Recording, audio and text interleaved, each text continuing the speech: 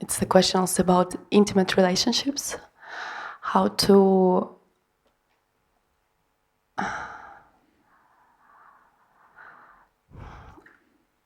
how to how to live these relationships from this pure love, and not like in my personal experience, it's always coming back to the identification as soon as it doesn't come from pure love.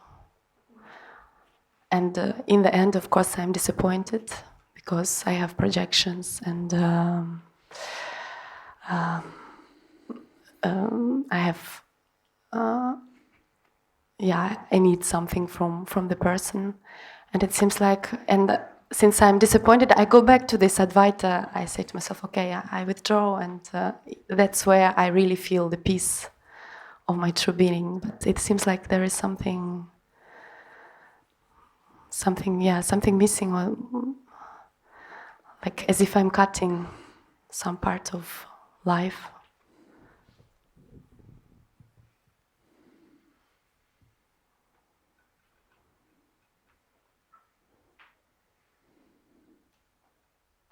I think the Church of England should rewrite their wedding vows. Yes. And instead of vowing to obey and all that, we should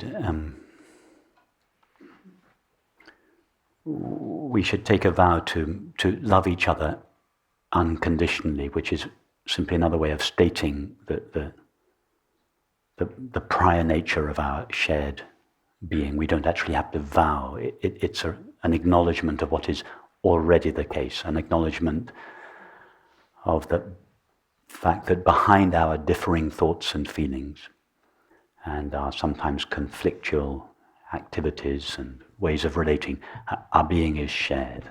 That would be the first thing to acknowledge when getting married. And then the second statement I would have two couples make to each other as they get married is to look each other in the eye and to say to one another, I don't need you.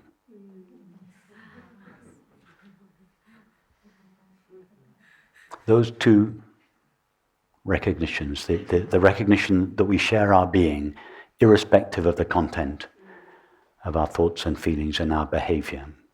That is the essence of a loving relationship. And then at a more relative level, the one, if we had to have a single idea that would give the relationship the best possible chance of being an expression of that shared being in all realms of our experience, it would be this understanding that I don't need you.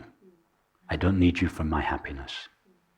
My happiness is prior to this relationship and independent of it. I'm entering into this relationship because I want to celebrate this happiness and this love, intellectually, physically, emotionally. But I don't enter into this relationship in order to get happiness or love. In other words, I don't need you. And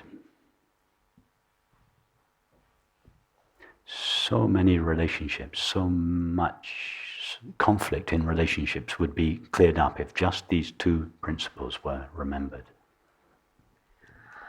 I would say that the understanding is there, but these old patterns of behavior are still present. So that's why it always brings me back to this Advaita path, that you observe everything, you don't touch the world. But that's only half the path, Anastasia. I know. It's half the path.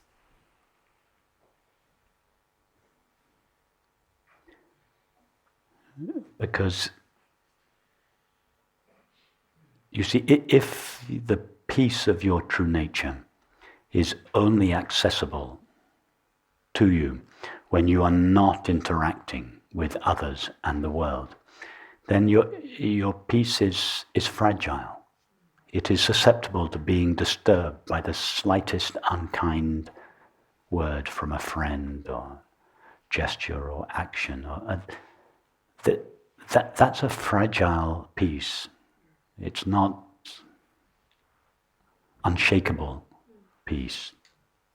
So you're right that this what you call the Advaita path, the Vedantic path, the inward-facing path, is the direct path to the truth of our own being. You're absolutely right about that. But it is necessary at some stage to turn around again and to take that understanding out into the world and to not only express it in the world, but to have it tested by the world, and in particular tested by relationship. And in particular, for almost all of us, tested in intimate relationship, because these are the most testing relationships.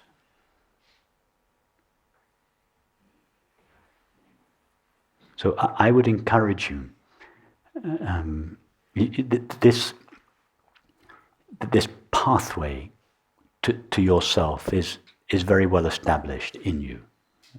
That you have this pathway, you know where to go to find peace and fulfillment.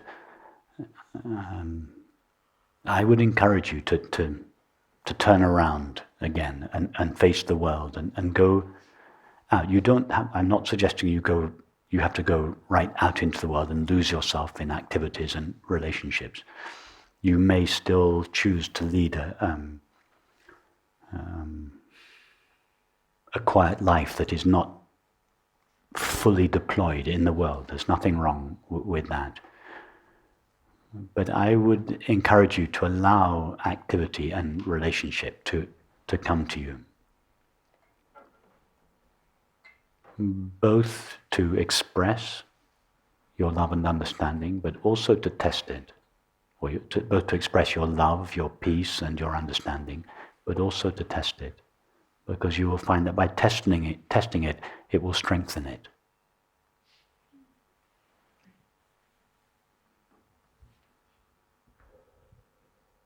But see what it's like. Experiment in relationships. See what it's like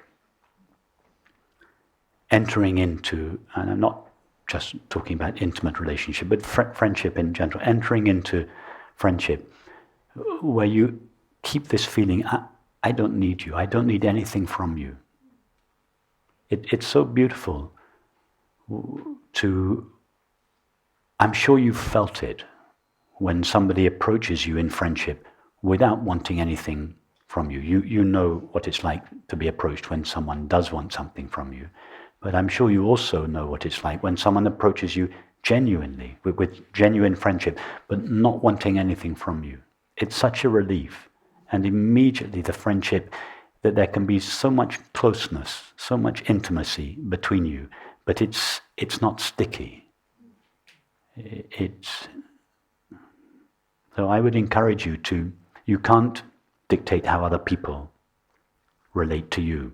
But if you relate to them in this way, you will send them a very powerful message. And that they will pick the message up. So you can come close to people in whatever form that takes. But just hold in your heart this understanding, I don't need you for my peace. I don't need you for my happiness. I don't need you for love. That will give the relationship, in whatever form it evolves, the best possible chance of being a truly intimate relationship. And it will send a powerful message to the other person. It will, in a way, demand a certain integrity from them. Beautiful, thank you.